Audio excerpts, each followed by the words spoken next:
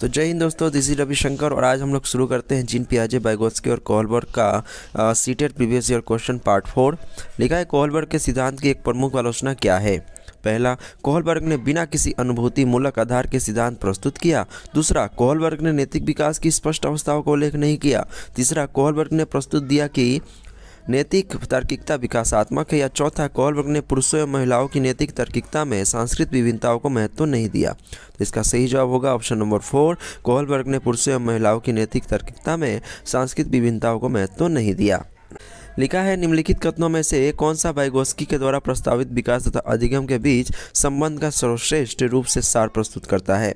पहला, विकास अधिगम से स्वाधीन है। दूसरा, अधिगम एवं विकास समानांतर प्रक्रिया है। तीसरा, विकास प्रक्रिया अधिगम प्रक्रिया से पीछे रह जाती है। चौथा, विकास अधिगम का समानार्थक है।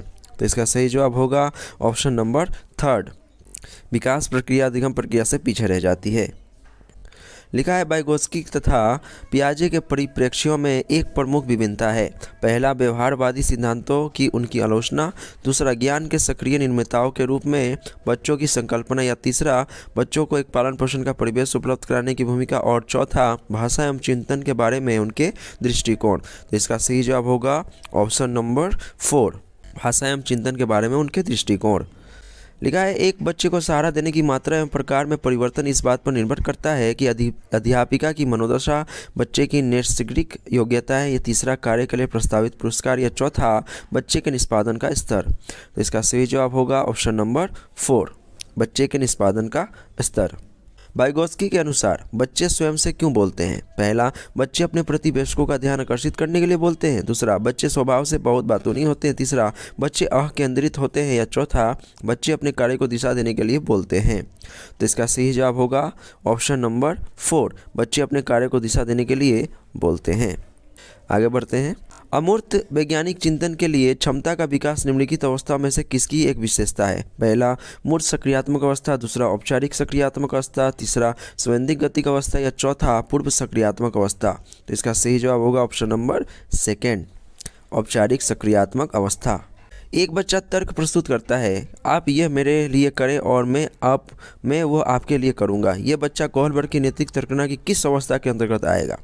पहला, अच्छा लड़का लड़की अभिमुखीकरण। दूसरा, सामाजिक अनुबंध अभिमुखीकरण। तीसरा, सहायक उद्देश्य अभिमुखीकरण। या चौथा, दंड और आज्ञापालन अभिमुखीकरण। तो इसका सही जवाब होगा ऑप्शन नंबर 1, अच्छा लड़का अच्छी लड़की अभिमुखीकरण। यानी कि एक बच्चा अच्छा बनने के लिए ये तर्क देता है। पियाजे के अनुसार विकास को प्रभावित करने में निम्नलिखित कारकों में से किसकी भूमिका महत्वपूर्ण है या होती है। पहला, भौतिक विश्व के साथ अनुभव। दूसरा, अनुकरण। तीसरा, पूर्ण बलन। या चौथा, भाषा। तो इसका सही जवाब होगा ऑप्शन नंबर 1, भौतिक विश्व के साथ अनुभव। पूर्व सक्रियात्मक काल में आने वाली संज्ञानात्मक योग्यताएं हैं। पहला, लक्ष्य उद्दिष्ट व्यवहार की योग्यता। दूसरा, दूसरे के दृष्टिकोण को समझने की योग्यता। तीसरा, अभिकल्पनात्मक निष्कर्ष चिंतन। या चौथा, अमूर्त चिंतन की योग्यता। तो इसका सही जवाब होगा ऑप्शन नंबर 2, दूसरे के दृष्टिकोण को समझने की योग्यता। लिखा है वाइगोत्स्की की संस्तुति के अनुसार बच्चों की व्यक्तिगत वाक की संकल्पना है। पहला, प्रदर्शित करती है कि बच्चे अपने आप से प्यार करते हैं। दूसरा, स्पष्ट करती है कि बच्चे अपने ही कार्यों के निर्देशन के लिए भाषा का उपयोग करते हैं। तीसरा, प्रदर्शित करती है कि बच्चे बुद्धू होते हैं, इसलिए उन्हें प्रौढ़ों के निर्देशन की आवश्यकता होती है। चौथा, स्पष्ट करती है कि बच्चे अकेंद्रित होते हैं। तो इसका सही जवाब होगा ऑप्शन नंबर 2, स्पष्ट करती है कि बच्चे अपने ही कार्यों के निर्देशन के लिए भाषा का उपयोग करते हैं। लिखा है कि वाइगोत्स्की के अनुसार सीखने को पृथक नहीं किया जा सकता। पूर्ण बलन से, व्यवहार में मापने योग्य परिवर्तन से, अवबोधन और अवधारणात्मक प्रक्रियाओं से, या उसके सामाजिक संदर्भ से। तो इसका सही जवाब होगा ऑप्शन नंबर 4, उसके सामाजिक संदर्भ से। जीन पियाजे के संज्ञानात्मक विकास के सिद्धांत के बारे में निम्नलिखित कथनों में से एक सही कथन कौन सा है। पियाजे ने संज्ञानात्मक विकास के 5 स्पष्ट चरण प्रस्तावित किए हैं। दूसरा, पियाजे का तर्क है कि संज्ञानात्मक विकास चरणों में आगे बढ़ने की अपेक्षा निरंतर होता है। तीसरा, किसी चरण को छोड़ा नहीं जा सकता क्योंकि वे चरण स्थिर हैं। या चौथा, बच्चों के सांस्कृतिक आधार के अनुसार इन चरणों का क्रम बदला जा सकता है।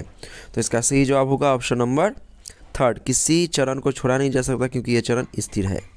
जीन पियाजे के द्वारा प्रस्तुत संरक्षण प्रत्यय से तात्पर्य है कि कुछ भौतिक गुणधर्म वही रहते हैं जहाँ चाहे बाहरी आकृतियाँ बदल जाए। दूसरा, वन्य जीवन और वनों का संरक्षण बहुत महत्वपूर्ण है। तीसरा, परिकल्पना पर विधिवत परीक्षण से सही निष्कर्ष पर पहुंचा जा सकता है। या चौथा, दूसरों के परिदृश्य को ध्यान में रखना एक महत्वपूर्ण संज्ञानात्मक क्षमता है।